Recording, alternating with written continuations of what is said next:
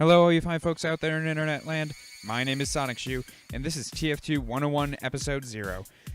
Today, we're going to be looking at options and settings. So, I'm not going to lie to you, if you're an experienced player, if you've been playing this game for a long time, you can probably just ignore this episode. If you're a newer player, and you just installed the game, or if you've only been playing for a little while and you haven't had time to explore the options and settings that the game has to offer, this is a video for you.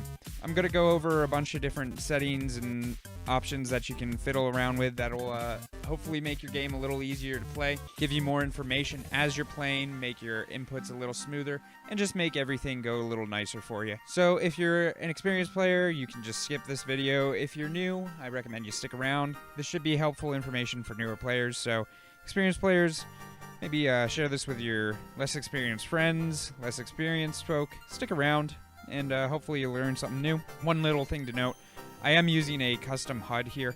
This isn't necessary, I just personally like it. Everything that I'm going to show you, you can do with the default HUD. As you can see here, it is called Raise HUD. I will include a link in the description of how you can install this for yourself. The default HUD is plenty well and good now. It used to suck, but they made improvements to it over the years to the point where the default HUD is perfectly acceptable. I just personally like Raise HUD a little bit better. Anyway, without further ado, let's jump right on into the options and have a look. So first thing we're going to do is hop on over to mouse. For 99% of players, you're going to want raw input turned on and mouse acceleration turned off. I'm not going to tell you mouse sensitivity. That's, to a certain extent, that's personal preference, and it also depends on the mouse you're using. But generally speaking, you're going to want raw input on and mouse acceleration off.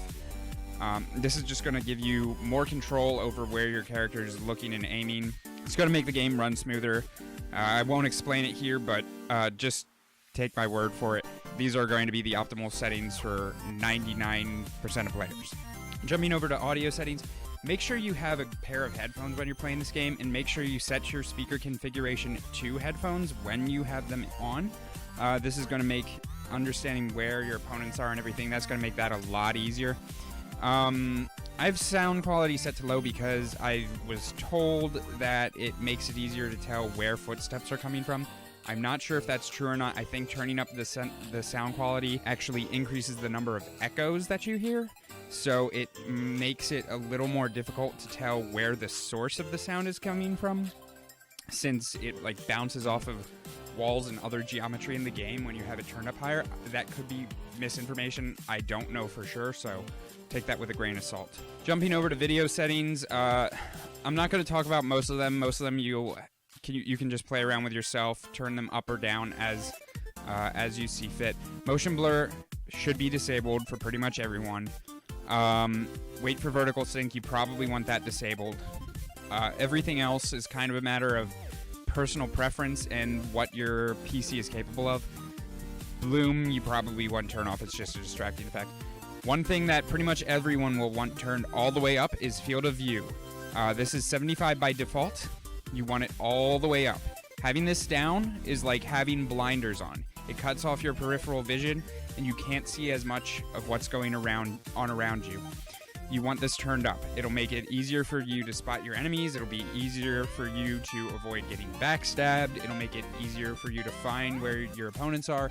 You want this turned up. You want this turned up to 90.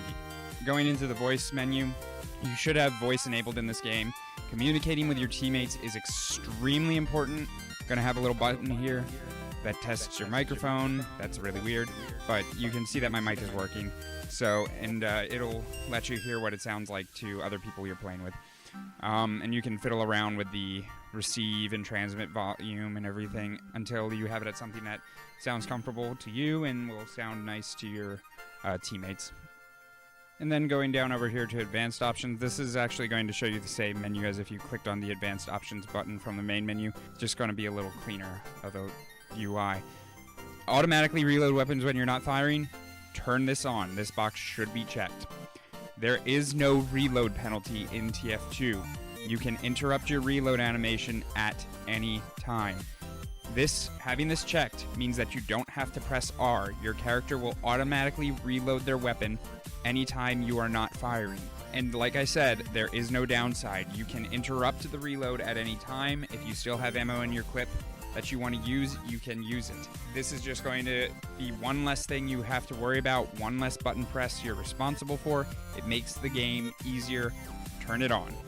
You should have this box checked. Play a hit sound every time you injure an enemy. There's a couple of different settings here you can play around with. You can change it to different sound effects if you like. You can change the volume. And you can also customize the pitch of how high or low it sounds depending on how much damage you do to your opponent. Typically, most players will have it set up, and by default, I think it only allows you to have it set up so that high damage does a lower pitch and low damage does a higher pitch. So if you do a little bit of damage to someone, you'll just hear a little dink. But if you do a lot of damage, say from like a sniper headshot, it'll be more of like a, a loud gong going off. It'll be like bong, and it'll let you know whether or not you hit them for a little or a lot. So that's good information to have. Another setting you can have, play a last hit sound when one of your attacks kills an enemy. I recommend having this turned on, and I recommend switching it to something other than the one that you have for your normal hit sound. For example, I have mine set to retro, which just means that when I kill an enemy, I get a little arcadey, you just scored kind of sound to let me know that the person I shot at is in fact dead, unless of course they're using the dead ringer. But it's always good information to know that you either killed a player or triggered their dead ringer if they are a spy. So highly recommend you have these settings turned on. It's more information. There's no real downside. Just good information to have, so I definitely would recommend that.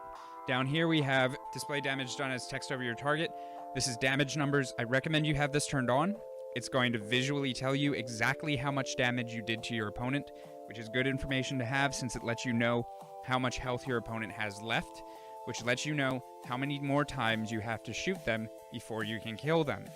That's very good information to know, as it'll let you know whether you should continue to fight or just turn tail and run. This is going to help you win more battles, and this is going to help you know when to run away from a fight so that you can stay alive. Accumulate combat damage text events into a single number. In layman's terms, basically, this is a matter of personal preference. If you have this unchecked, each time you deal damage to your opponent, the amount of damage you did with that single attack will show up above their head. If you have this checked, if you deal multiple attacks in succession to your opponent, it'll add those numbers together, and that's the number you'll see over top of your opponent's head. So for example, let's say you're using heavy and you are shooting someone with your minigun. If you have this unchecked and you're doing, say, 10 damage per shot, every single bullet that you shoot at them will have a little -10 appear over your opponent's head. If you have this checked, instead of seeing a million little -10s appear, you'll see one number that will show you exactly how much damage you've done with all of those bullets combined. So say you hit them 10 times for 10 damage apiece, you'll see -100 over their head. You'll know that they just took 100 damage. You know how much health they have left, how quickly you or your teammates can kill them. And I personally prefer having this on. This isn't that relevant to all classes. Soldiers and scouts, you may want to have this turned off. Again, this is a matter of personal preference. I like to have it on. These next couple of settings are kind of personal preference. They're pretty much exactly what they say on the tin. You can fool around with these. You can see what I have set up. These are pretty much settings that will reflect your personal taste. So do what you want, fool around with them, see what you like, see what you don't, and get used to them. Now, coming down here, use glow for payload objectives. Highly recommend you have this turned on. This will mean that you can see the payload through walls. This is a very good thing, because on payload maps, the objective isn't always in the same spot. It moves as you play the game. So knowing exactly where it is and exactly where you need to walk to defend the cart, or where you need to get to push it, is very good information to have. Having this turned on is never a bad thing. Enable teammate glows effects after respawn. This, if you don't have this turned on, you're stupid. This is free wall hacks. This is wall hacks that will not get you banned for it. This will let you know if someone is a spy. If someone appears out of nowhere through a wall when you respawn, because this only shows teammates, but if someone is disguised as a teammate, it shows them too. So if you see someone just magically appear out of thin air through a wall, you know exactly where they are, you know exactly who they're disguised as, and you know that they're a spy, and you can tell your teammates and possibly save a medic's life. Very good to have on. And I believe that will be pretty much everything. This you should probably have turned on. Automatically respawn after changing loadouts in respawn zone. Having this turned on will make it so that you don't have to touch the resupply cabinet when you switch to a different loadout and spawn. In theory, it doesn't always work. It also means that you can teleport to a different spawn point if your team captures the next objective and you spawn at the old spawn. If you just switch classes, it'll automatically take you to the new spawn room, which will usually be a significant portion across the map from where you just were. So it's basically a free teleport. And who doesn't love being able to teleport? So having this turned on, highly recommended. This is a matter of personal preference. I personally like to have it on. It makes your view models a little smaller when you actually have them turned on. I usually have mine turned off, but this just means that your weapons will take up less of your screen and you'll be able to see more of the battlefield. So, and that's always nice. And then pretty much everything from here on out is just a matter of things that aren't really pertinent to most players. You can read them yourselves. And then just a small handful of last couple of options. This is nice. It just means that when you press 1, 2, or 3, it'll switch to that weapon immediately, as opposed to having to click with your mouse to switch to it afterwards. I don't know why you wouldn't have that enabled. Enable developer console. You definitely want this checked. And then you want to know what that is bound to. It by default should be the tilde key. Yeah, down here.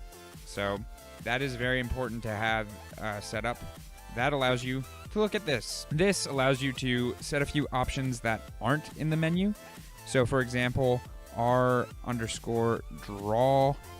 view models, view model, excuse me. You can either have this set to 1, which means that you will see your character holding your weapon, or you can have it set to 0, which means that you will not see your character's weapon in their hands. For most of my characters, I have it set up so that their weapon does not show up on the screen because it doesn't actually help. Usually it just covers up the screen and makes it harder to see what is going on, and in some cases it can actually just flat out block like a full quarter of your screen. So I usually just have that turned off. It is an option. You don't have to do it, but I am going to just let you know that it is available. Now the developer console here, this is going to be very important for a lot more complicated stuff. I'm not going to cover it in this video. That should be everything for now. I know this is kind of a throwaway video that, again, most of this information should be common knowledge by now, but I still feel it's necessary to cover this for newer players, just in case you didn't know. Next video, we're going to be getting into actual game mechanics, class breakdown, and network settings, which is something that a lot of people, even more experienced players, probably don't know about, and you will need to know how to access the developer console to change those, because it's the only way in the game that you can do it is through this ugly, old text-based user interface. But it will make your game run 10,000 times smoother. So you'll want to be there for that. And thank you guys for watching this video. And leave a like if this helped you out. Share it with your friends that you think it might help out too. And talk to you pretty soon. See you in the next one.